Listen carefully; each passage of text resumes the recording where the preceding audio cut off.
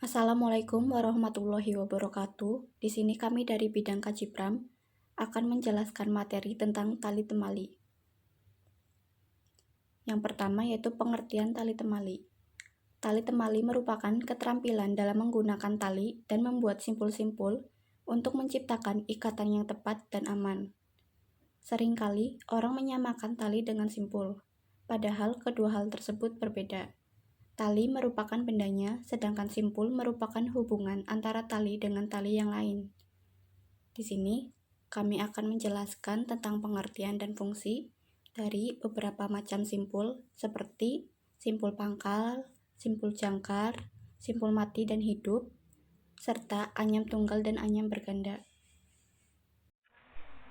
Simpul pangkal. Pengertian simpul pangkal merupakan salah satu simpul yang sering sekali digunakan untuk mengawali atau mengakhiri suatu simpul lainnya. Simpul pangkal merupakan ikatan sejuta aktivitas karena simpul ini sering digunakan dalam kegiatan tali temali. Fungsi simpul pangkal. Simpul pangkal berfungsi untuk permulaan ikatan dalam mengikat tali pada pohon, tongkat atau tiang kayu dengan tujuan agar ikatan tali tidak lepas. Nah, selanjutnya di sini ada gambar simpul pangkal. Bisa diperhatikan ya, kakak-kakak. Di sini saya akan mempraktekkan simpul pangkal. Simpul pangkal itu biasanya berfungsi untuk permulaan ikatan dalam mengikat tali. Simpul pangkal itu biasanya digunakan untuk mengikat pohon, tongkat, atau tiang. Ya, kita mulai cara simpul pangkal. Pertama-tama kita lingkarkan tali dengan tongkat, lalu kita silangkan tali seperti ini. Nah, terus ambil tali yang di ujung tadi, yang di bawah, terus kita masukkan ke silangan yang tadi di atas. Nah, seperti ini. Ini jadi simpul pangkal. Nah, simpul pangkal juga punya cara mudahnya ya, Kak. Pertama-tama kita bisa membentangkan tali seperti ini.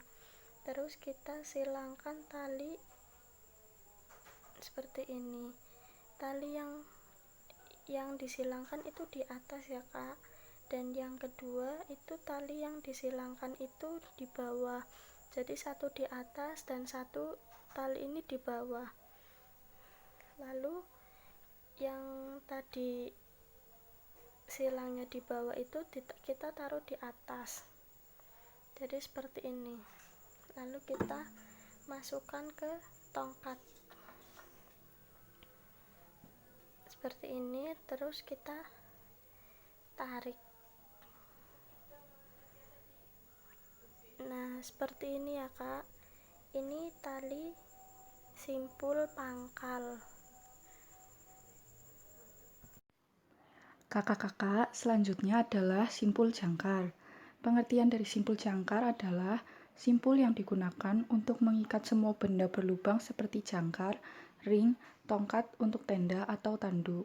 Jika simpul pangkal untuk mengawali dan mengakhiri, simpul jangkar tidak, karena jika ditarik salah satu ujung talinya, maka simpul jangkar dapat lepas, sedangkan simpul pangkal justru malah semakin erat.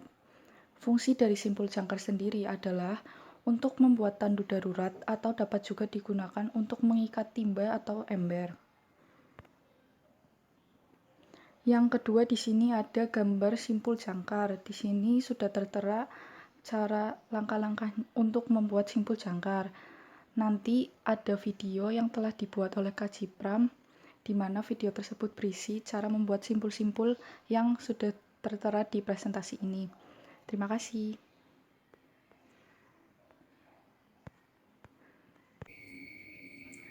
Kakak-kakak, di sini saya akan mempraktekkan cara pembuatan simpul jangkar. Yang pertama, lingkarkan tali lewat belakang benda yang akan ditali. Kemudian lintaskan tali di lewat bawah badan tali.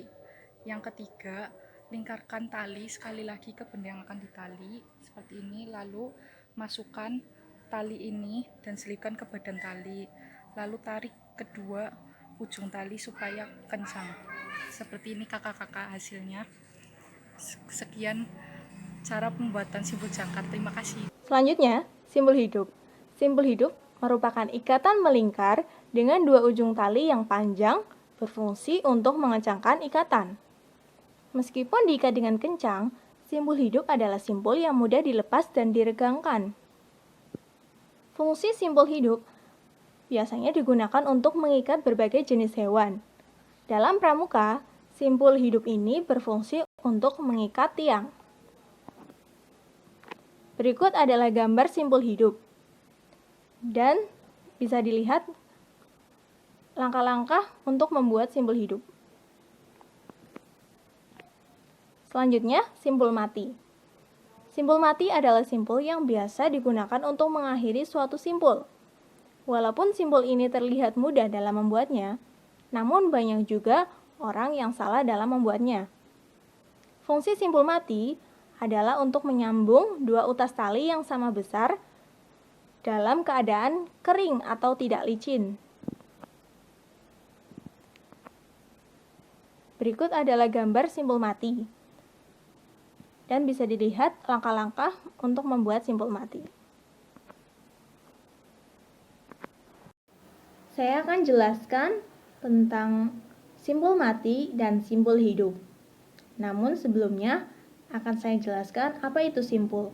Simpul adalah hubungan tali dengan tali, baik tali yang satu dengan tali yang lain maupun dengan tali itu sendiri. Nah, untuk simpul mati atau yang biasa disebut simpul karang atau simpul persegi berfungsi untuk menyambung dua buah tali yang sama besar dalam keadaan kering atau tidak licin. Langkah-langkahnya adalah ujung kanan diletakkan di atas ujung kiri, diarahkan ke bawah. Nah, ujung kanan yang sekarang berada di sebelah kiri kembali diletakkan di atas ujung yang lain, lalu diarahkan ke bawah.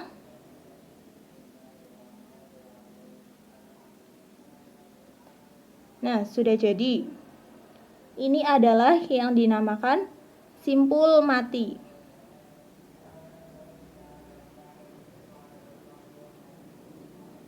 Simpul mati biasa digunakan untuk mengakhiri simpul, karena simpul ini akan sulit untuk dilepas kembali.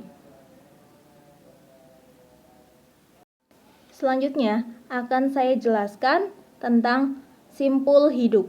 Simpul hidup biasanya berfungsi untuk mengikat hewan ke pohon atau tiang.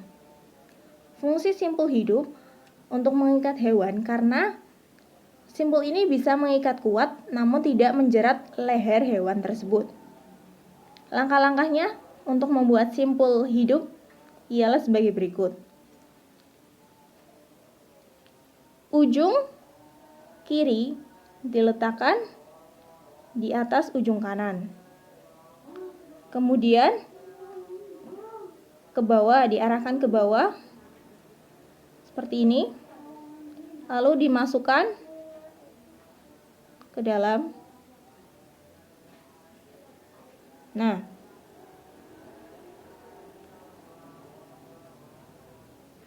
sudah jadi. Ini adalah simpul hidup.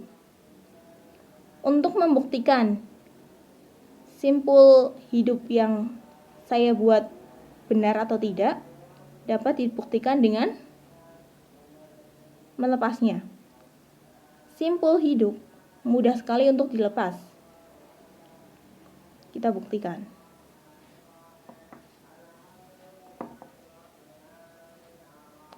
Nah, jika bisa terlepas dengan sempurna, tanpa hambatan, maka simpul hidup yang tadi dibuat sudah benar.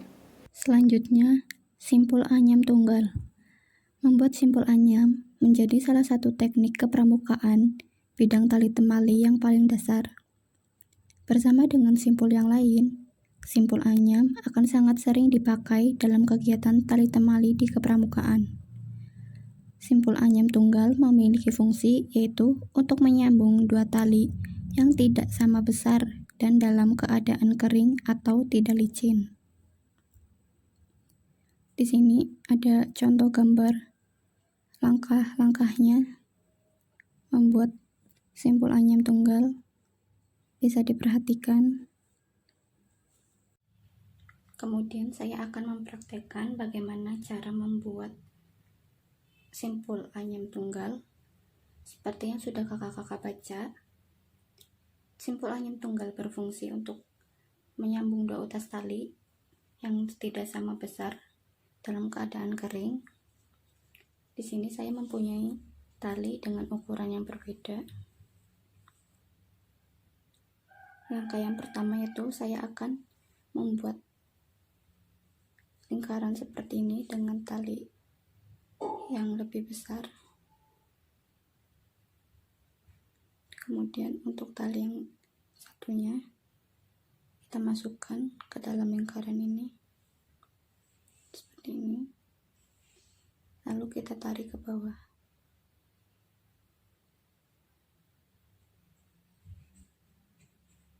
Setelah itu kita masukkan ke tali kecil ini, kita masukkan ke bawahnya seperti ini. Kemudian kita tarik,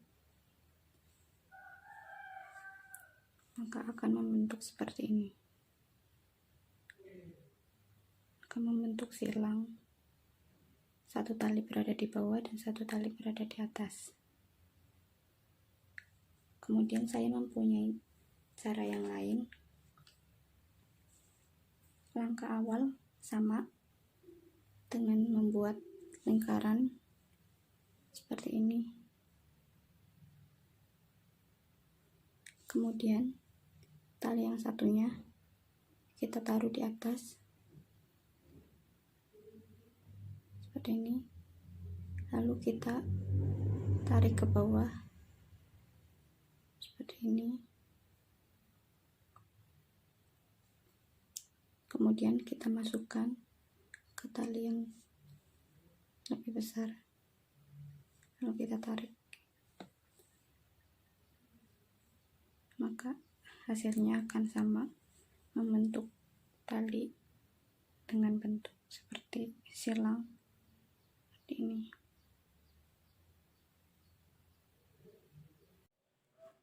Selanjutnya adalah simpul anyam berganda. Membuat simpul anyam berganda atau double sheet band sebenarnya akan sangat mudah bila sebelumnya telah menguasai keterampilan kepramukaan membuat simpul anyam. Memang simpul anyam berganda merupakan pengembangan dari simpul anyam, terutama untuk meningkatkan daya ikat kekuatan tali dalam menyimpul. Fungsi simpul ini yaitu untuk menyambung dua buah tali yang tidak sama besar dalam keadaan basah atau licin. Kemudian ini adalah gambar dari bentuk simpul anyam berganda. Simpul anyam berganda berfungsi untuk menyambungkan dua buah utas tali yang tidak sama besar dalam keadaan basah. Namun karena kita hanya perumpamaan, maka menggunakan tali yang sama besar. Simpul anyam berganda akan mudah dibuat apabila sebelumnya telah menguasai simpul anyam tunggal. Kita mulai buat ya. Tali yang pertama kita buat seperti ini. Kemudian tali yang kedua, ujungnya ditumpangkan ke tali yang pertama seperti ini. Kemudian ujungnya sebelah kiri kita tarik dari bawah menuju ke atas dan masuk. Kemudian kita tarik lagi ke bawah dan dimasukkan kembali. Setelah itu kita tarik ujung-ujung talinya.